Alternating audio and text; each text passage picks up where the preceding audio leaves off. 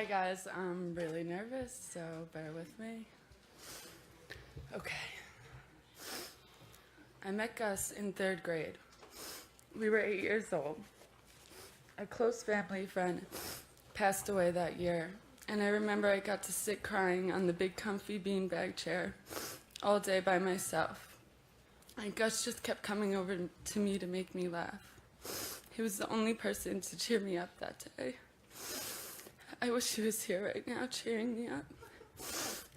By 5th grade, I was in love with him. We were so young. He was just so cool from the start. I mean, I've never met anyone who's colored their hair more times than me. Middle school came and we stayed friends. I remember he'd go on for hours making fun of the guys I dated. But no matter what he was saying, I couldn't stop laughing at it. Gus was able to do that. He was so funny, he would make you laugh so hard you wouldn't realize he's been making fun of you for the past 10 minutes. He'd make me laugh until I'd cry. I don't think it's physically possible to shed more tears for anyone. High school came, and we went back and forth, breaking each other's hearts. We'd date for a month, and he'd hate each other for 2. But he was always there, and he always reassured me how much he loved me. Even if he was pissed at me, even in the hardest times when I thought no one was there, he was. He was just always there. Senior year came, and he finally showed me some public affection. He was never too good at that. He kissed me in front of a whole party. I remember thinking, wow, we're really going to be in a real relationship this time. It didn't happen immediately, but eventually. He moved to California after high school, and so did I. He was in LA, I was in San Diego. He was living with Brennan with no job or money at all, eating only the Trader Joe's canned beans Liza would send him in a box from New York. I went up there every other week with my 2-week pay of $100. I was working for my sister. Let's just keep that in mind. I think the train ride itself cost about $70.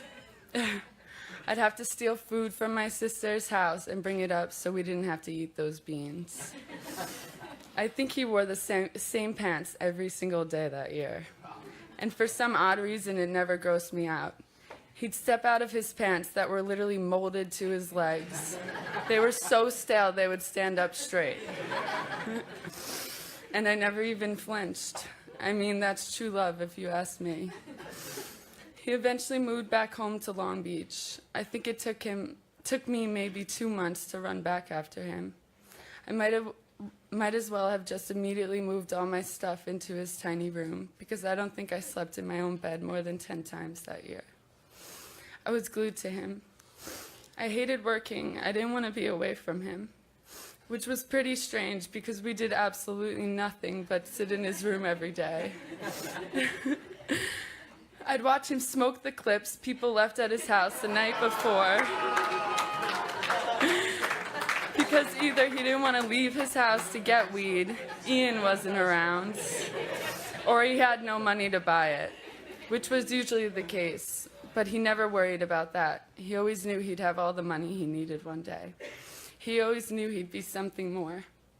And I can truly say I don't think anyone who really knew him ever doubted that. He had to start kicking me out of his house so he could record. He would tell me he couldn't sing in front of me until he was famous. And then it all started to change. It started to happen. He started to have a fan base, girls started commenting on his pictures, and I started freaking out on him every other day.